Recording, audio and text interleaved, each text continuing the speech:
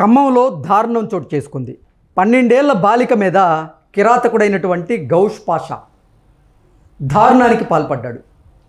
అత్యాచారానికి యత్నించి ఆవిడ ప్రతిఘటించడంతో బాలికను బిల్డింగ్ మీద నుంచి తోసేసిన ఘటన కలవరపెడుతూ ఉంది. దీని మీద మనం పూర్తి స్థాయిలో విశ్లేషణ చేసుకుందాం. ప్రస్తుతం మనతో పాటు ఉన్నారు ప్రముఖ సామాజికవేత్త, ప్రముఖ రాజకీయ విశ్లేషకులు కృష్ణకుమారి గారు ఉన్నారు. వారితో మాట్లాడదాం. మేడం నమస్తే. నమస్తే. ఈ ఘటన అసలు నిజంగా అందరినీ కలవరపెడుతూ ఉంది. 12 ఏళ్ల బాలిక మీద కిరాతకంగా అతను ప్రవర్తించడం, ఆవిడ ప్రతిఘటించడంతో బిల్డింగ్ మీద నుంచి తోసేయడం, ఇప్పుడు ప్రక్కటెముకలు విరిగి ఆవిడ ప్రాణాపాయ స్థితిలో ఉన్నారు. అసలు ఏంటి ఈ ఘటనని ఎలా చూడాలంటారు? ఇప్పుడు ఖమ్మం పట్టణంలో ఒక తల్లి కూతురు ఇళ్లల్లో పనులు చేసుకుంటూ ఒకరికొకరు సహకరించుకుంటూ చేసుకుంటారు. అయితే పైగా ఇది సమ్మర్ కూడా కావటంతో స్కూల్ కూడా ఉండదు కదా, ఇక తల్లితో పాటే ఆ పాప వస్తూ ఉంది. అయితే ఇది అంతా బాగా దగ్గరగా గమనించాడు ఆ ఏరియాలో ఉండే గౌస్ పాషా అనే 49 సంవత్సరాల వ్యక్తి. ఈ వ్యక్తి ఈ సదరు వ్యక్తి రాజకీయ పార్టీల్లో కూడా తిరుగుతాడు. ఒక రాజకీయ పార్టీ ఏం చెప్తుందంటే అతను పింక్ కండువా వేసుకుని ఉన్నాడు, అతను బీఆర్ఎస్ పార్టీ అని చెప్తున్నారు.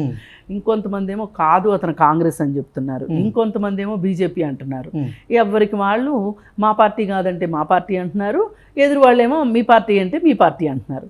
సరే, ఆ వివాదం కాసేపు పక్కన పెడితే ఈ పాప పైన అతను అత్యాచారం చేయాలనుకున్నాడు.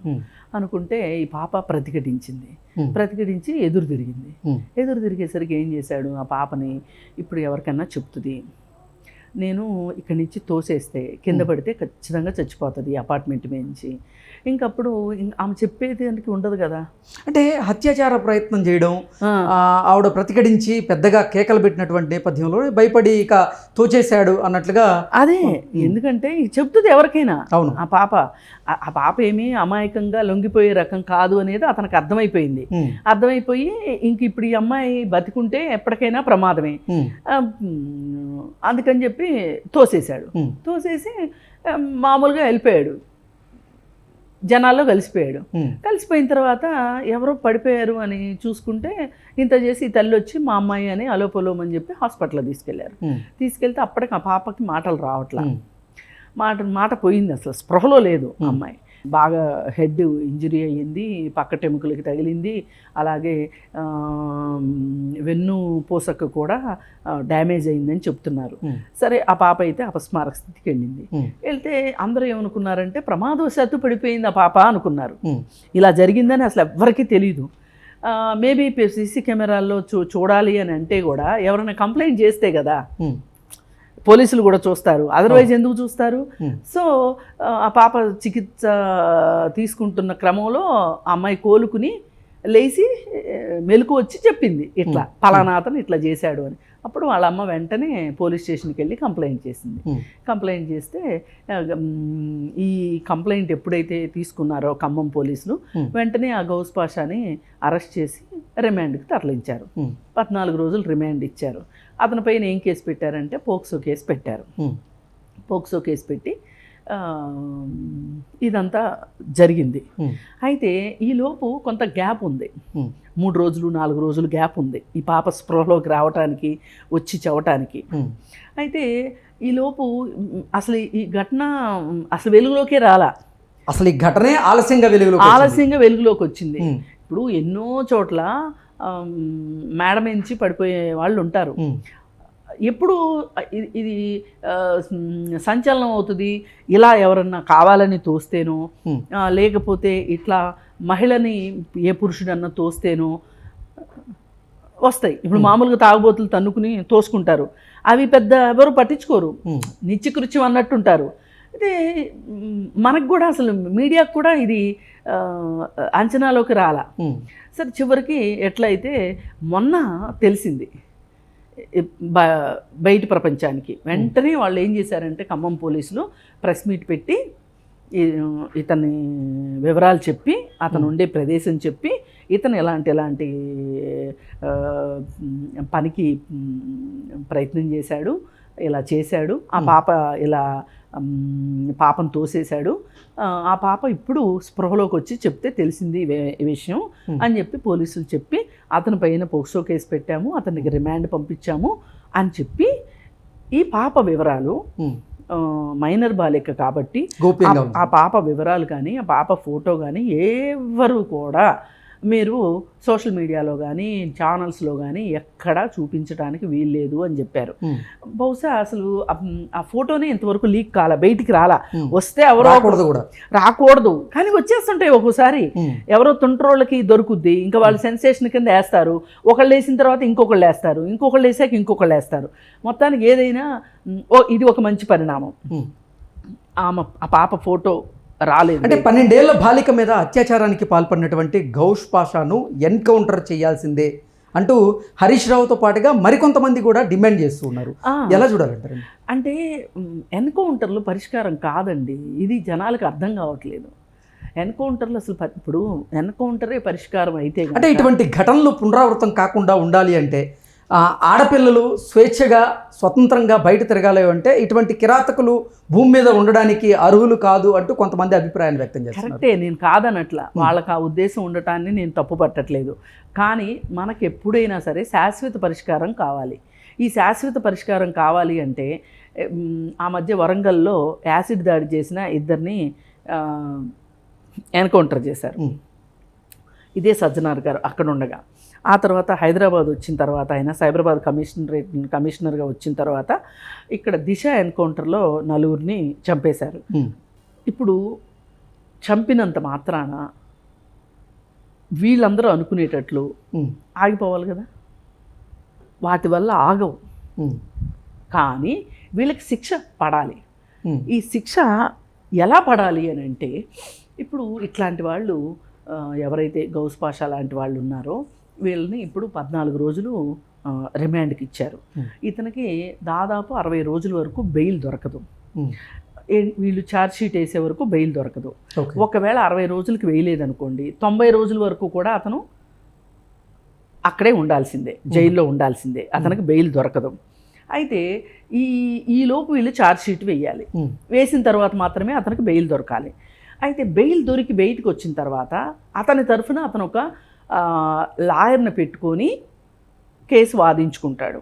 అది అతని రైట్, చట్టం కూడా అదే చెప్తుంది. ఏ నిందితుడికి కూడా న్యాయ సహాయం నిరాకరించడానికి వీల్లేదు అని చట్టమే చెప్తుంది. అయితే అతను చేసుకుంటాడు, డబ్బులుంటే చేసుకుంటాడు, లేదు అనుకుంటే లీగల్ సర్వీస్ అథారిటీస్కి వెళ్తాడు, ఏదో చేసుకుంటాడు. అది డజంట్ మ్యాటర్. నేను చెప్పాలనుకునేది ఏంటంటే, ఎవరైతే ఇట్లాంటి వ్యక్తులు ఉన్నారో, ఈ పోక్సో కేసులకి పాల్పడే వ్యక్తులు ఎవరైతే ఉన్నారో వీళ్ళకి 90 రోజులు ఎట్లా అయితే బెయిల్ ఇవ్వకోకుండా ఉంచారో, ఈ 90 రోజుల లోపల వాళ్ళని ఆర్థికంగా దిగ్బంధనం చేయాలి. వాళ్ళని ఆర్థికంగా దిగ్బంధనం చేయాలి. దిగ్బంధనం చేసి ఏ రోజైతే ఇతనే నేరస్తుడు అని తెలిసిన రోజున అతనికున్న ఆస్తిపాస్తుల్ని ఆ బాధితురాలికి వెళ్ళేలాగా చట్టం చేయాలి. ఇది రాజు దలుచుకుంటే దెబ్బలకు కొదవ కాదు.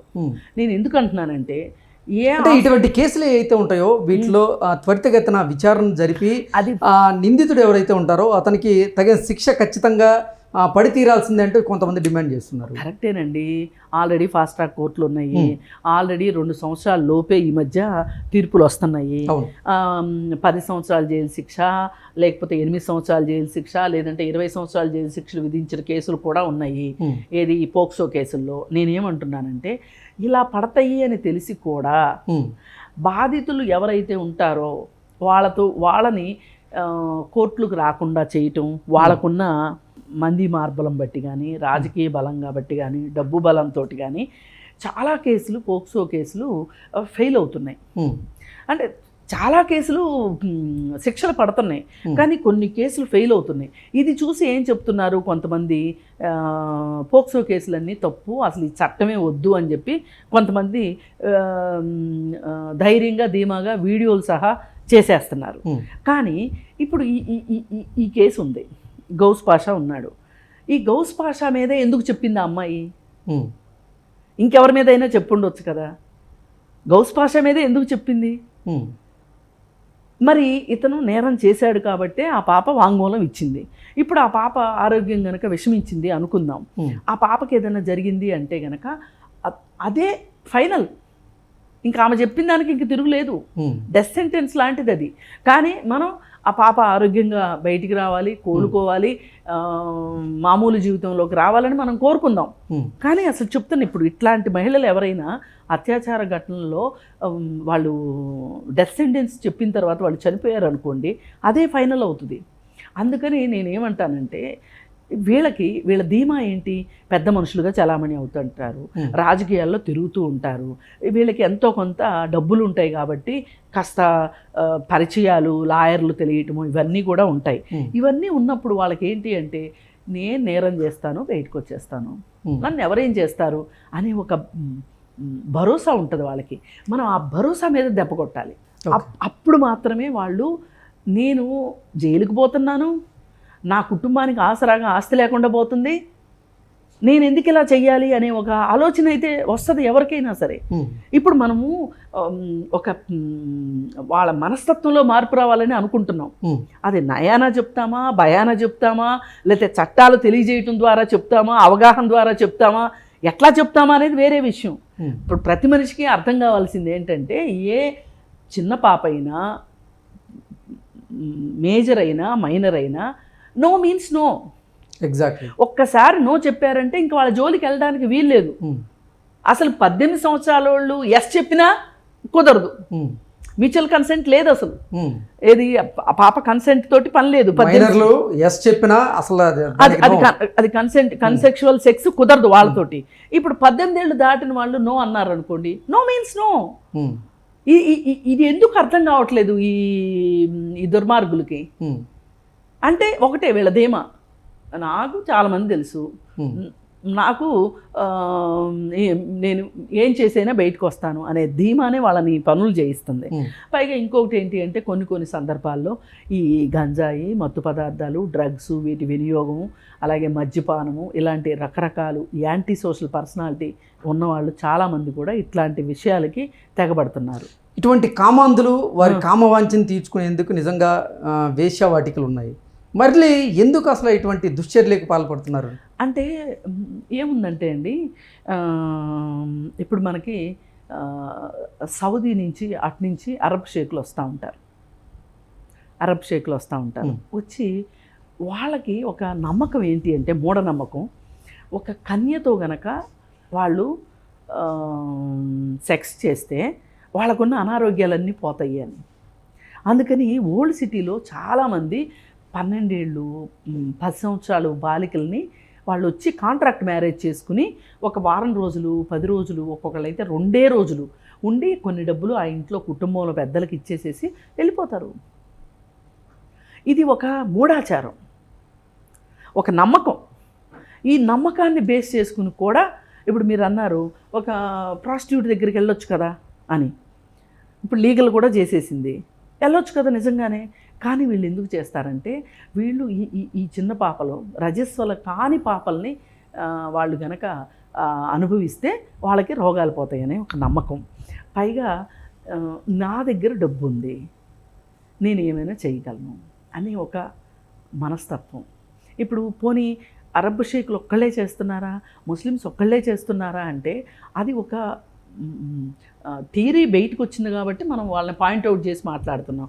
ఇప్పుడు పోక్సో కేసులన్నీ మనం లెక్క చూసామనుకోండి, దీంట్లో 40 ఏళ్ళ వాళ్ళు ఉన్నారు, 50 ఏళ్ళ వాళ్ళు ఉన్నారు, 60 ఏళ్ళు, 65 ఏళ్ళు వాళ్ళు కూడా ఉన్నారు.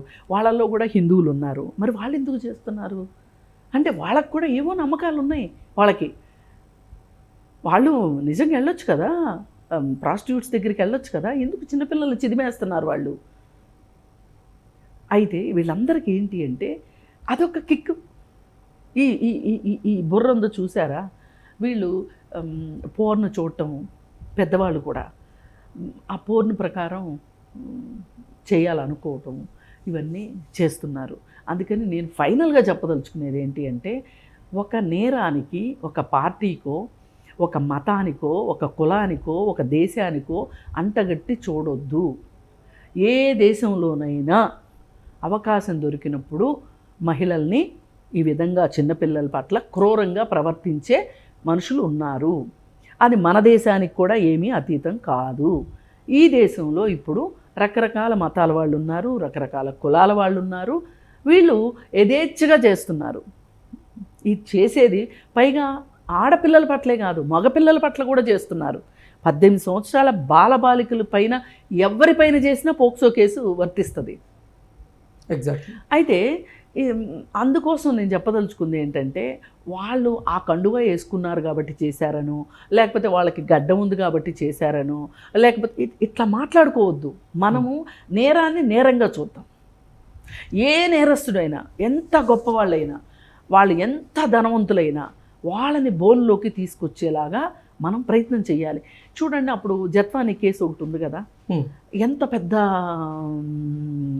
ధనవంతుడైనా ఆయన పేరు బయటకు వచ్చిందా రాలేదా? ఒక రకంగా మీడియా బాగా అతని గురించి మాట్లాడింది.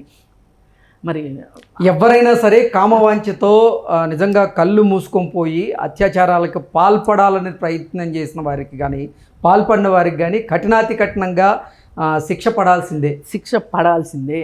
అందుకే నేను మళ్ళీ చెప్తున్నాను, మతంతో ముడిపెట్టకండి నేరానికి. మతం వేరు, నేరం వేరు. ఓకే.